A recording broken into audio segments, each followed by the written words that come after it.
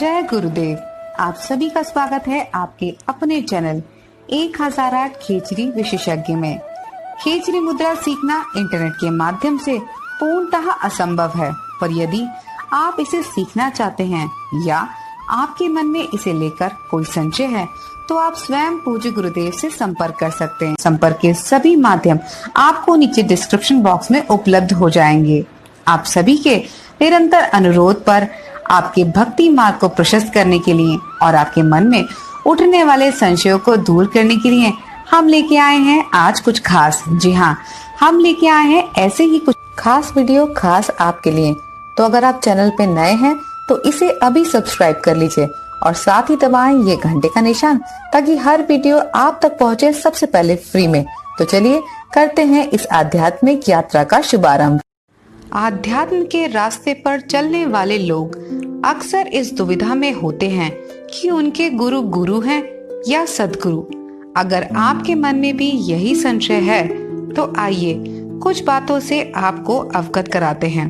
परंतु वीडियो शुरू करने से पहले आपको इतना अवश्य कहूंगी कि इस विषय में जितना कहा जाए और जितना जाना जाए उतना ही कम है, किंतु वीडियो की सीमा होती है, इसीलिए कम से कम शब्दों में अपनी बात आप तक पहुंचाने का प्रयास करूंगी।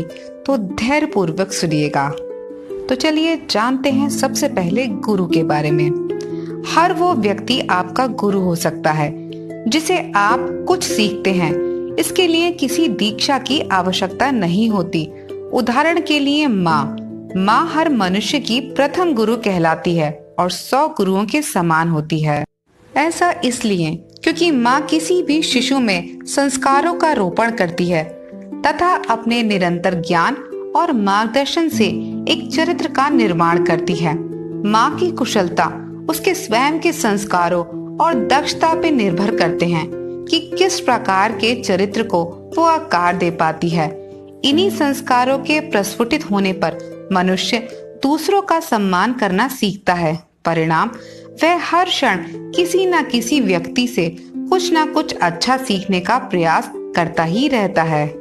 सीखने की इस श्रृंखला में आवश्यक नहीं कि हर गुरु आपसे आयु में अधिक ही हो। सत्य कहूँ तो सीखने की ना तो कोई आयु होती है और ना ही सीमा। सीखने के लिए आप सिर्फ मनुष्यों पर भी निर्भर नहीं रह सकते। अगर आप दृष्टि घुमाएं तो आप अपने आसपास प्रकृति से, जीव जंतुओं से भी बहुत कुछ सीख सकते हैं। इसके अलावा गुरु परंपरा का निर्वहन करते हैं। जैसे किसी गुरु के बाद दूसरा गुरु कौन होगा, कौन उनके बाद उनकी गद्दी को संभालेगा। इसके विपरीत सद्गुरु किसी परंपरा का निर्वहन नहीं करते। वे अपने सद्गुणों के कारण सद्गुरु कहलाते हैं, इसलिए अपने बाद किसी को सद्गुरु नहीं बनाते। तो अब आपके मन में ये प्रश्न उठ सकता है कि सद्गुरु क्या है? तो उत्तर को सुनिए और समझने का प्रयास कीजिए। अभी अभी आपने जाना कि गुरु शिक्षक हो सकता है, मार्गदर्शक हो सकता है, सूचनाएं दे सकता है, किताबें पढ़ा सकता है, अर्थात शिष्य बनाता है। इसके विपरीत सद्गुरु सिर्फ शिष्य नहीं बनाते बल्कि सत शिष्य बनाते हैं।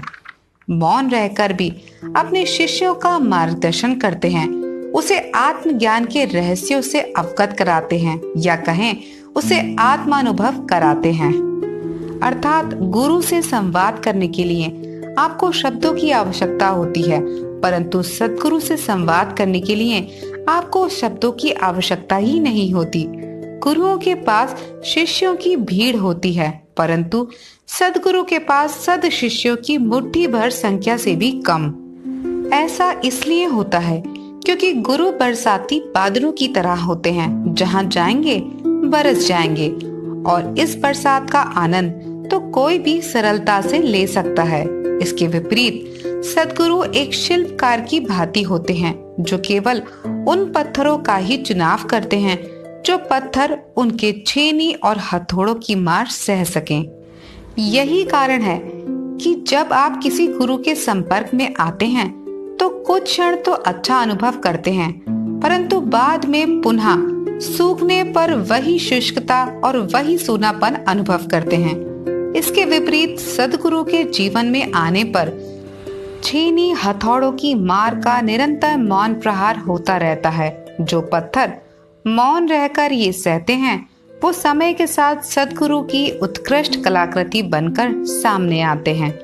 संक्षेप में इतना कहूंगी कि आपके जीवन में गुरु आए या फिर सतगुरु, दोनों का ही भरपूर सम्मान कीजिए। उनके साथ वाद विवाद करके समय और पुण्य को क्षय ना करें, क्योंकि गुरु हो या सतगुरु सदैव आपका भला ही चाहते हैं। पर एक बात कभी ना भूलें कि हर दिन एक जैसा नहीं होता, इसलिए गुरु हो या सतगुरु हर रोज आपको मिठाई नहीं खिलाएंगे। आवश्यकता पड़ने पर आपको कड़वे घूंटों का पान भी कराएंगे। ठीक उसी तरह जैसे माता पिता प्रेम करते हैं, परंतु आपकी गलती होने पर वे आपको डांटते भी हैं और मारते भी हैं। तो मन में शंका और दुविधा कभी मत लाइएगा। चलते चलते सिर्फ इतना कहूंगी कि जीवन में आगे बढ़ने के लिए परीक्षा की कसौटी अनिवार्य है, तो इस मार्ग पर संभल कर सतर्क होकर चलिएगा, क्योंकि पता नहीं कब गुरु या सद्गुरु आपको 2 और 2 5 कह दे। इसलिए अच्छे शिष्य बनने का पूर्ण प्रयास करें और गुरु या सद्गुरु की बताई हर बात का मंथन अवश्य करें, ताकि जीवन में कोई त्रुटि कभी ना हो और आप उनके द्वारा ली गई हर परीक्षा में सफलता से उत्तीर्ण हो। आशा करती हूँ मेरी बातें आप तक पहुँची होंगी और आपके मन का संशय अवश्य दूर हुआ होगा। आज के लिए बस इतना ही, फिर मिलते हैं अगले वीडियो में। तब तक के लिए जय गुरुदेव, जय बद्री विशाल।